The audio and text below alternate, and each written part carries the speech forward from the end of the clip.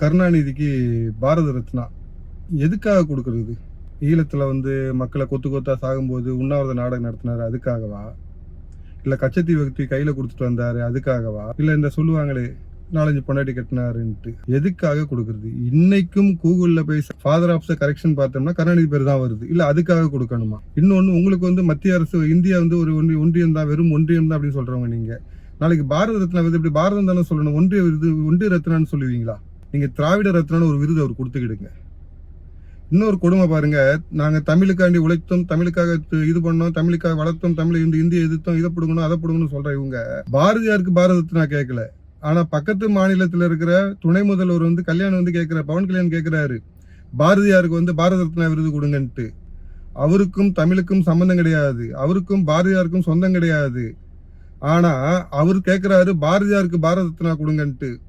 இங்க இருந்து 39 எம்பி தமிழகத்திலிருந்து அனுப்பி வச்ச கடமைக்கு இவங்க போய் அங்க போயிட்டு கருணாநிதிக்கு பாரத ரத்னா கேட்டுட்டு இருக்காங்க. ஏன்டா உங்களுக்கு தான் மத்திய அரசே ஒன்றிய அரசு, அதுகிட்ட நாங்க போய் கேட்க மாட்டோம், இது பண்ண மாட்டோம், அவங்க சொல்றதெல்லாம் செய்ய மாட்டோம் அப்படி சொல்றாங்க. இப்ப பாரத ரத்னா விருது மட்டும் பிச்சை எடுப்பீங்களா அங்க போயிட்டு? இதே பொழப்பு. இங்க பேசுன வீரவாசம் மூக்கு இந்த இங்க பேசுன அப்படி மீசையை முறுக்கிட்டு பேசுறது, உள்ள போயிட்டு காலில் இந்த இவன் கவுண்டமணி படத்துல போய் காலில் விழுவான் உள்ள போயிட்டு, அரசியல் இதெல்லாம் சகஜமாப்பா அப்படின்ட்டு. அந்த கேவல அரசியல் தான் எப்பயும் பண்ணிட்டு இருக்கீங்க.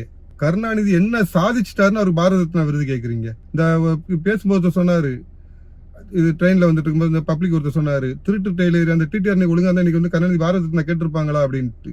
ஒரு டிடிஆர் தன்னுடைய கடமையை சரியா செய்யாத காரணத்தினால இன்னைக்கு இந்த கூகுள் சொல்ற மாதிரி ஊழலின் தந்தைக்கு பாரத ரத்னா விருது கேட்கற அளவுக்கு வந்திருக்குது தமிழகத்துல. இதுல தமிழகத்தை தலைகுனிவு விட மாட்டேங்குது. இது கேட்கற பெரிய தமிழகத்துக்கு பெரிய தலைகுனிவு பார்த்துக்கிடுங்க. யார் அவர், கருணாநிதி யார் அப்படின்னு தேடினாங்கன்னா, கூகுள்ல தேடினாங்கன்னா அது சொல்லுங்க, முதல்ல மோடி பிரதமர் ஆன உடனே கூகுள்ல சர்ச் இன்ஜின் அதிகமா தேர்ந்தெடுத்தான் அப்படின்னு சொன்னாங்க. ஒருவேளை இவருக்கு பாரத ரத்னா கொடுக்கறதுக்காண்டி தேடினாங்கன்னா என்ன வரும்? கருணாநிதின்னு போட்ட என்னெல்லாம் வருது?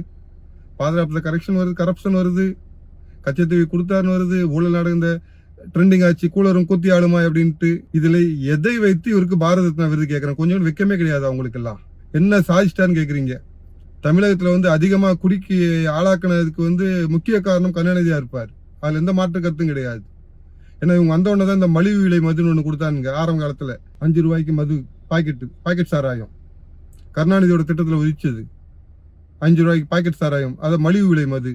இந்த மாதிரி இவங்களை எப்படி தமிழர்களை எப்படி குடிக்கு அடிமையாக்கலாம், குடிகாரில் ஆக்கலாம்னு யோசிச்சதுக்குன்னா பாரத ரத்னா கொடுக்கறதா இருந்தா இந்த கருணாநிதிக்கு தாராளமா கொடுத்துட்டு போலாம்.